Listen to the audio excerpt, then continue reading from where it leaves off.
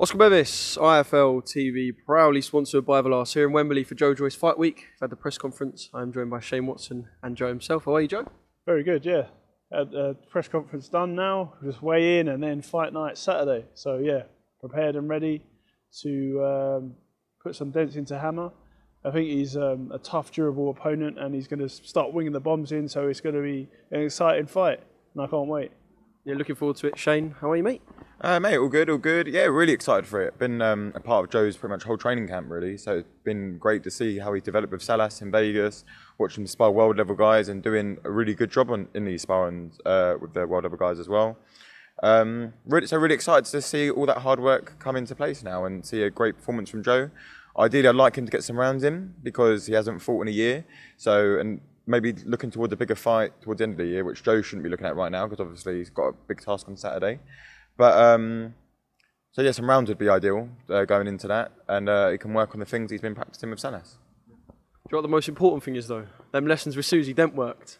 I know they said it in the press conference. They worked. Yeah, so that was a good day out, and thanks for BT for hooking me up with that, and I really enjoyed it, and it came out really well, and I've learnt a bit of a few bits and stuff, like you done the head and mugwort and mug spout and stuff, and I'm eminently experienced. Not that I have a clue what any of that means, by the way. I asked this to Shane, so I'll ask this to you, Joe. I know you spoke to Umar a couple of days ago, but is it kind of nice, now we're on fight week, there's been a lot of noise in the background about other fights and what hasn't happened essentially. Is it nice that now we're on fight week, you know you're just going to get in the ring and all of that's kind of irrelevant for now? Yeah, I've done my job in the training camp leading up and put myself in the best place, and so yeah, it's time for fight night where I can display all my things that I've learned against a tough, durable opponent in Hammer. Yeah. Obviously, I know. I forget the question you was going to ask, but I think I answered something anyway. you answered it well enough. We'll leave it at that. I'm not going to argue with you, Joe. Don't worry. You can call me. What was it? You can call me. Muck spout. Yeah. Thanks. So look. You are a superior boxer to Christian Hammer. There's no denying that. I know you're not going to take focus off of him, but is it kind of a chance to perhaps work on things as well? I know perhaps working on things isn't what you do when it comes to the fight night, but is it a chance to work on things as well? Yeah, definitely chance to work on things. And I've been out the ring a year, obviously coming off injury, so it's a good time to, as like a warm up for like the harder fights that I'll probably have. But I'm in a good place. I'm ranked highly. I'm number 1 in WBO, number 2 in WBC, so I can just sit and wait for my shot, really. But I want to get in there and keep active and have some good fights. And yeah, I'm excited for things to come. Obviously, things didn't go my way with the Parker fight. It's but there's plenty of other fights there, and we just had a meeting now, like discussing other names. So yeah, I do want to quickly brush over the Parker fight. As for you, Shane, we spoke on Tuesday and you said that look, it's still a possibility, but hearing it from Frank's mouth up there, Frank literally said in the press conference, it's dead in the water. Has anything changed over the last couple of days, or is it just kind of Frank's a little bit sick of all of that?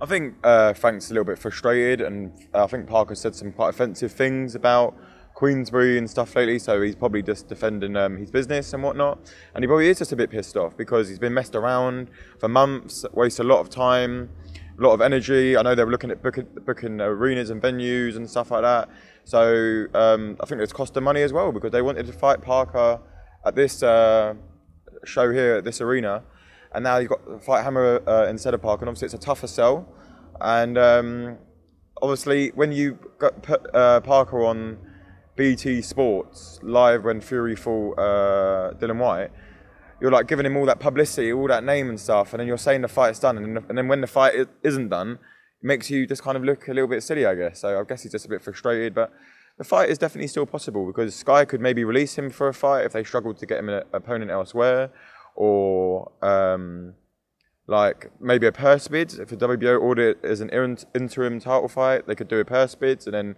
we maybe go there or they come to us depending on who wins. It's definitely still a possibility, but the likelihood is not so likely for all those obvious reasons that Frank's obviously outlined, but yeah. Joe, I've got to ask you for, sorry, am I keeping you too long, mate? I must be very bad at my job. I've got to ask you this, right? Obviously, look, it's your fight week, so I know this is what you're focusing on. Was there slight temptation yesterday to turn up to the Usyk Joshua press conference? Because it's going to be one of them that you will fight at some point. Yeah, we did discuss it. It was going to come down with Shane, but it's like, yeah, it's a bit too much. We just checked in the hotel and that. I've got other fish to fry. But yeah, it would have been good to burst through the doors, juggernaut style, and say, who wants it? Just as they're talking about it all going on in Saudi, you just boot the door down, and because I suppose that's the sort of thing that maybe not in that way, but that's the sort of thing that Shannon Briggs style. When you do win on Saturday night, I suppose they are the guys you're going to call for. Yeah, definitely. Yeah. If it wasn't on the same week as his fight week, I would have probably pushed him more to go. But like, you've got to be focused, man. We've got to respect Christian Hammer still. He still operated at world level in his career and whatnot. And if you're focusing on other things, you get distracted and stuff. You know, maybe if it was another week, it'd been a good idea. But we've been speaking about Parker loads and other guys. I want him to kind of be a bit more focused now because it's only a couple of days away. So if it was another week, probably would have done go and make some noise. But we've got a big job to do on a Saturday, and then we can worry about all that other stuff. Did you watch the press conference at all? I haven't tuned into yet. No. Was there anything exciting happen? Not in the London one. In the Saudi one was a little bit more thingy. The London one not so much. But there was a comment Joshua made yesterday that I wanted to get your thoughts on. He said that he felt like he performed like Muhammad Ali in the Usyk fight. Just kind of your take on that, Joe. Mate, what is that, Mr. Throwback Fighter over there? What is he talking about? Yeah, no comment. Like, I don't. Do I have to answer that question? Well, I mean, I don't even know what to say. I think what he said, look, he felt he performed like Muhammad Ali, whether that was tongue-in-cheek or not, we don't know, and he felt like he should have had his hand raised, but they were the words that he said.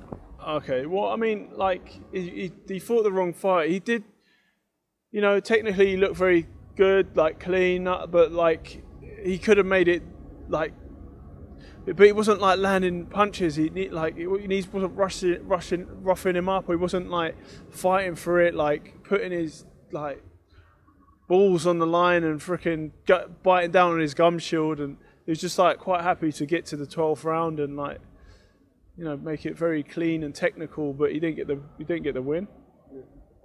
Take it you kind of feel the same about those Muhammad Ali comments? Do you know what, man? I feel like he's quite confused, you know. Like, I almost feel a bit sorry for him at times. I feel like he's painted a picture that he's this kind of guy, because maybe it's media training, I'm not really too sure what it is. And, like, now I feel like his real self is, like, kind of coming out, like the whole university situation and, like, some comments. Is that a bad thing? No? Do you know what?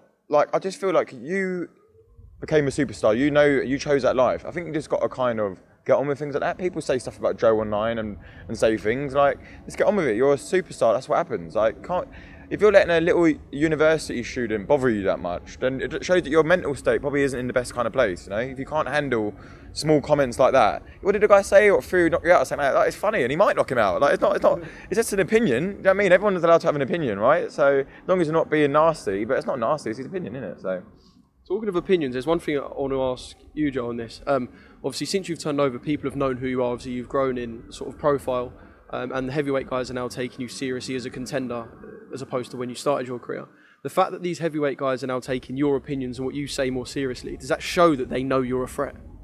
Yeah, I think so, and why, like, people like Joshua get triggered by the things I say, and I want to leak my sparring footage and the fight and stuff like that. So, but yeah, now I've edged up to the top and strategically come through. Like, I've had it quite hard, but, you know, I've got to where I'm at now, and still finding it hard because like with the business with Parker, and but, you know, I will get there, and people are, like, now obviously taking notice because I'm at that level. I've got the number one position in the WBO and WBC, so I'm ready to capture one of them titles, one of them belts.